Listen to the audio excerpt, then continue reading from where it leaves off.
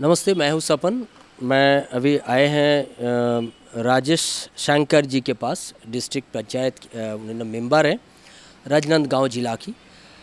हम लोग पहले राजेश जी को ये पूछेंगे कि राजेश जी, कल से इलेक्शन स्टार्ट हो रहा है। यह कि 2 फेज़ में इलेक्शन है, 7 काल है और 17 को है। ये एक बात चल रहा है कि बाघेल जी का रिपीट या बीजेपी का रिटर्न, ये आप क्या सोच रहे हैं? ये तो जनता तय कर चुकी है कि इस कांग्रेस की भ्रष्ट सरकार ने जो 5 साल किसानों से, युवाओं से जो वादे किए थे, आज तक वो वादे पूरे नहीं हुए हैं। तो किसान और युवा पीढ़ी जो है, युवा पीढ़ी को जो बेरोजगार भत्ता देंगे बोले थे, उन्होंने आज तक के बेरोजगारी भत्ता दिए नहीं। अभी कुछ लोगों को, सीमित युवाओं को मिला है। और यहाँ बेरोजगारी भत्ते की आवश्यकता नहीं है, युवाओं को रोजगार की आवश्यकता है। लेकिन वो लोग तो बोल रहे हैं कि किसान के लिए बहुत सारे काम किए, कर्जा माफ़ किए हैं, ऐसा बिजली बिल हाफ कर दिया हम लोग, ऐसा तो। कर्जा माफ़ करने की जो बात है, उन्होंने पिछले समय भी किया था, लेकिन कर्जा माफ़ कहाँ हुआ उनका? एक बार कर्जा, 1 साल का कर्जा माफ़ हुआ, 4 साल तक कर्जा माफ़ तो किए नहीं उन्होंने। किसानों से खाली झूठे वादे किए थे। किसानों को जो उन्होंने धान पूरा खरीदेंगे बोले थे, धान भी पूरा खरीदी नहीं हुई। एमएसपी जो है केंद्र गवर्नमेंट की, जो 2260 रुपये जो दे रहे हैं, उसमें बारदाने से लेकर परिवहन का जो भी खर्च है, वो सारी केंद्र गवर्नमेंट दे रही है। इन लोग मात्र 100 रुपये दे रहे हैं और उसके बाद कहते थे कि हम 2500 रुपये दे रहे थे करके। और आज जो उन लोग बोल रहे हैं कि हम 20 कुंटल धान खरीदी करेंगे और 3200 में समर्थन मूल्य से लेंगे, ये इनके सिर्फ झूठे वादे हैं जो आज जनता समझ चुकी है। कांग्रेसियों के पास सिर्फ भ्रष्टाचार और झूठ बोलने के सिवाय कुछ नहीं है। इन्होंने अपना पेट भरा है, अपनी जेब भरी है, किसानों का और आम जनता का कभी भला नहीं किया है। ये लोग बोल रहे हैं कि जो छत्तीसगढ़ी जो अस्मिता उन्होंने वापस लाया। आप लोग तो बाहरी के जो कल्चर हैं वो कल्चर यहाँ पे डेवलप किए थे 15 साल में। कांग्रेस आने के बाद ये छत्तीसगढ़ी अस्मिता हम लोग के जागरूक हुआ ये लोगों के अंदर। तो ये लोग बोल रहे हैं कि बीजेपी आ जाने से फिर से ये सब खत्म हो जाएगा। मेरे को हंसी आती है। जो काम आप प्रतिदिन घर में आप थाली में खाते होंगे, बासी जो है हमारे छत्तीसगढ़ की, वो कटोरे में खाते हैं, ना कि चम्मच से खाते हैं। ये क्या अस्मिता की बात करेंगे या छत्तीसगढ़ की बारे में बताएंगे? जो बासी जो खाई जाती है वो चम्मच से नहीं, हाथ से खाई जाती है और उसको 1 दिन पहले भिगो के खाई जाती है। गेड़ी भौरा चलाना हमारे यहाँ हर मोहल्ले में, छत्तीसगढ़ प्रदेश में हर बच्चे करते हैं। ये कोई नई बात नहीं है। ये जो कर रहे हैं ढोंग और ढकोसला कर रहे हैं, छत्तीसगढ़ का कल्चर है। बासी खाना, भौरा खेलना, बाटी खेलना, डंडा पिचरंगा खेलना, कबड्डी खेलना, ये थोड़ी सिखाएगी सरकार के पास यही रह गया है और कुछ नहीं रह गया है। उन्होंने बोला कि हम लोग तो हिंदू ज़्यादा हैं क्योंकि हम लोग गोबर खरीद रहे हैं, हमारा गवर्नमेंट ये कर रहे हैं, गोमूत्र खरीद रहे हैं। तो क्या बीजेपी क्या हिंदुत्व की बात करेंगे? हम लोग तो ज़्यादा हिंदू हैं। ये जनता समझती है, इनके जो नाटक नौटंकी है कांग्रेसियों की। हिंदू के बारे में मैं ये नहीं कह रहा हूँ कि कांग्रेस और भाजपा में ही हिंदू है, सिर्फ भाजपा में हिंदू है, कांग्रेस में भी हिंदू है।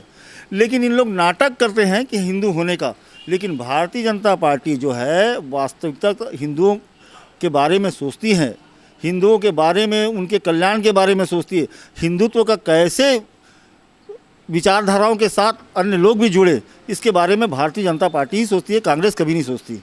अच्छा, आप तो ये बताइए कि ये जो कल इलेक्शन हो रहा है, इसमें लास्ट इलेक्शन में 2018 में ये जो इलेक्शन में आपको एकदम झटका लगा, मतलब एकदम 15 सीट में आ गए। तो आप ऐसा क्या कर दिया ये 5 साल में जो आपको फिर से लोग लाएंगे? आप क्या कर दिया, मतलब आप इलेक्शन में जीतने के बाद क्या क्या करेंगे, ऐसा क्या बोला? और जो इलेक्शन जो कांग्रेस का जो सरकार चल रहा है, वो ऐसा कुछ क्या खराब कर दिया जिसमें आपको फिर से लाएंगे? देखिए, इन्होंने 2018 में जो इनका घोषणा पत्र आया था, उसमें सीधा 36 योजनाओं के बारे में लिखा गया था। उन 36 की 36 योजना में कोई भी कार्य नहीं किया गया। सबसे पहला तो उन्होंने गंगा जल की कसम खाकर बोला था कि हमारी सरकार बनते ही कांग्रेस की सरकार बनेगी और हम दारू बंद करेंगे। गंगा जल की कसम खाकर, झूठी कसम खाकर कहने वाले लोग, ये क्या बात करेंगे हम लोगों से। ऐसी ही कई योजनाएं हैं, गोबर का घोटाला, कोयले का घोटाला, रेत का घोटाला, हजारों करोड़ रुपए का घोटाला कांग्रेस ने किया है। और तो बोल रहे हैं कि पॉलिटिकल वेंडेटा है, आप लोग वोट आया इसलिए कर रहे हैं। देखिए, ये मैं नहीं कह रहा हूँ, इनके घोषणा पत्र से आम जनता के बारे में पूछ लीजिए। ये जो बोल रहे हैं कि एक भी इनका वादा पूरा हो तो बता देगी। अभी 2023 में अब जो चुनाव चल रहा है, इसमें दूध का दूध पानी का पानी हो जाएगा। अब तो ईडी लगा दिया पीछे। देखिए, ईडी अपना काम कर रही है, भ्रष्टाचारियों पर काम कर रही है, ना कि भारतीय जनता पार्टी के किसी के कहने पे काम कर रही है। ईडी एक स्वतंत्र विभाग है।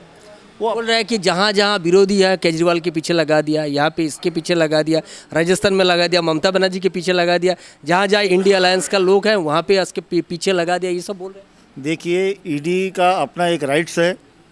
ईडी जो है किसी के प्रभार में या किसी के दबाव में काम नहीं करती। ईडी को जहाँ जानकारी होगी कि यहाँ अवैध रूप से धन रखा गया है या कारोबार चल रहा है, तो उसके बारे में ईडी को जानकारी होती है, ईडी वाले जाते हैं। इसमें भारतीय जनता पार्टी का कोई हस्तक्षेप नहीं है, ना ही किसी नेता का है। आज देखिए, ये डर गए हैं एक्चुअल में कांग्रेस के लोग। भारतीय जनता पार्टी की सरकार 2003 में बनी थी, उसके बाद से 2018 में जो विकास कार्य किए हैं, ये आम जनता को, पूरे प्रदेश के लोगों को मालूम है। यहाँ सड़कों का क्या हाल था। ये मात्र 30,000 किलोमीटर की सड़कें थी, जो 30,000 किलोमीटर की सड़कों को हमने 61,800 किलोमीटर की चमचमाती सड़कें हमने बनाई हैं। भारतीय जनता पार्टी की सरकार, डॉक्टर रमन सिंह जी की सरकार ने बनाई हैं। यहाँ जीवनदायिनी हॉस्पिटल, जो मेडिकल कॉलेज, जहाँ मेडिकल कॉलेज 377 करोड़ रुपये का मेडिकल कॉलेज बनाया गया है, जो राजनांदगांव के लोगों को अब हर प्रकार की सुविधाएं यहाँ मेडिकल कॉलेज में मिल रही है। लेकिन यहाँ पे 2 लाख का इनकी सरकार आई, कांग्रेस की 2 करोड़ की एक्सरे मशीन है, सिटी स्कैन मशीन है, वो आज तक नहीं लग पाई है। फैकल्टी इन लोगों ने कम कर दिया हॉस्पिटल की। तो इन लोग की कार्यकाल में, कांग्रेस के कार्यकाल में दुर्दशा ही रही है।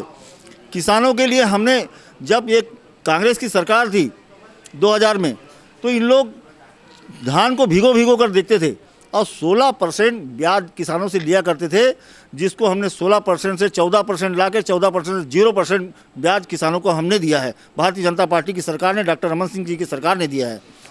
भारतीय जनता पार्टी जो कहती है वो करके दिखाती है। किसानों के लिए मात्र 77,000 पंप कनेक्शन थे।